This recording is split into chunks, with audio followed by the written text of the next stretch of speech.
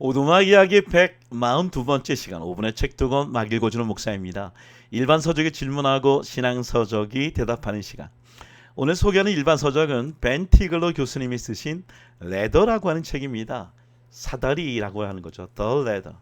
이 책은 실패와 한계와 슬럼프에 빠져있는 우리들이 어떻게 이 벽을 뛰어넘을 수 있는가에 대한 자기만의 이론의 변화의 사다리라는 것을 통해서 잘 이론적으로 설명하는 책이죠.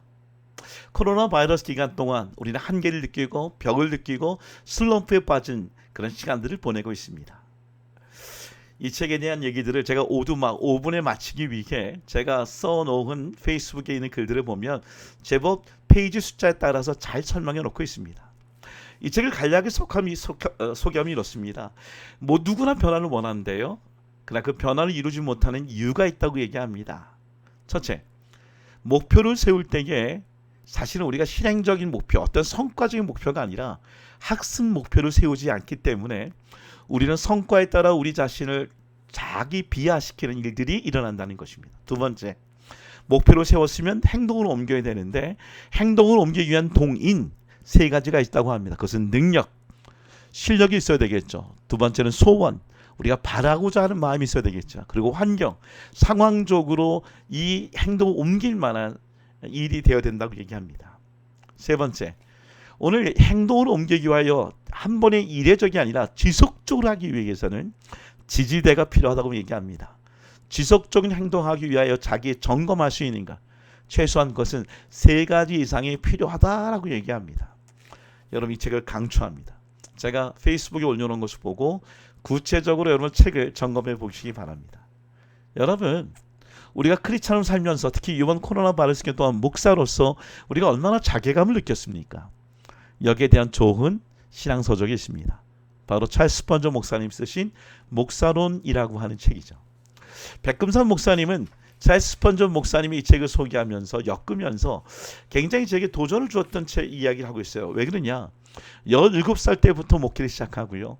19살 때 뉴파크 스트리트 교회에서 38년 동안 목회했던 찰스 스펀저 목사님의 그 목회, 행동, 그리고 지지대의 이 부분들을 구체적으로 적어놨습니다. 특별히 이 책이 오늘 우리에게 유용하게 쓰일 수 있는 것은 페이지 9페이지 보면 그분은 21살 때부터 한 사람 메더스트라고 하는 사람의 멘토링을 시작하고 결국은 34살 때에 목회자 대학 더 파스터스 컬리지를 설립해서 강의를 시작했습니다. 어떻게 34살 때 강의를 할 수 있을까 생각할 수 있을지 모르겠지만 아까 생각해 보세요. 17살 때부터 목회 시작했어요. 그러니까 17년 동안 정말 업앤다운이 있었던 목회 현장에서 어떻게 자기의 갖고 있는 이 변화를 꾀했는가에 대한 얘기들이 잘 소개되고 있어요.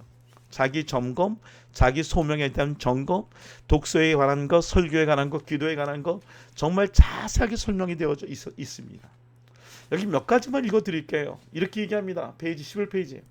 서재에서 말씀 연구할 시간을 응접실에서 보내는 일은 범죄 행위입니다.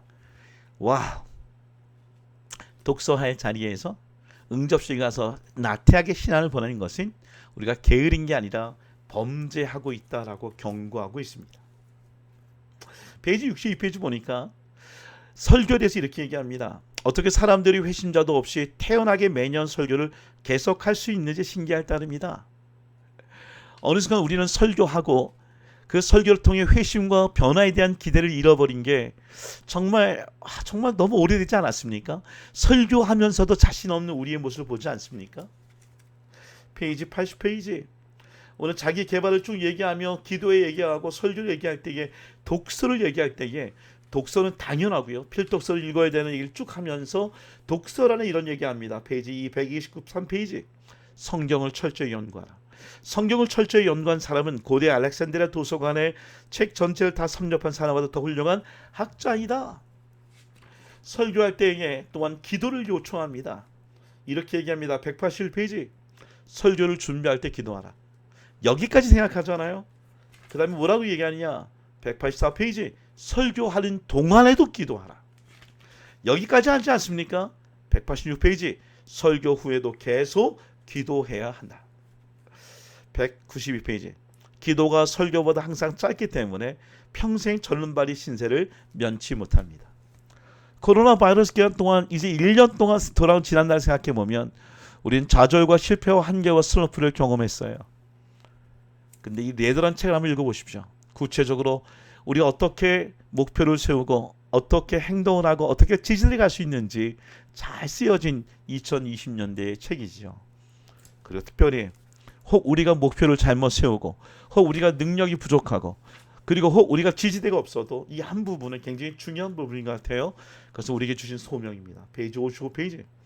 저도 이 뼈에 사무치는 불길을 매우 중시합니다. 소명을 얘기합니다. 그래서 제 스스로 그것을 느끼지 못하면 목회를 즉시 그만둘 생각입니다. 여러분도 이 거룩한 불꽃을 느끼지 못한다면 집에 돌아가 여러분께 합당한 위치에서 하나님을 섬기시기를 간청합니다. 코로나 바이러스 기간 동안 하나님이 제게 말씀과 기도해 보고 주셨습니다. 여러분에도 그러한 회복이 있기를 간절히 소망합니다.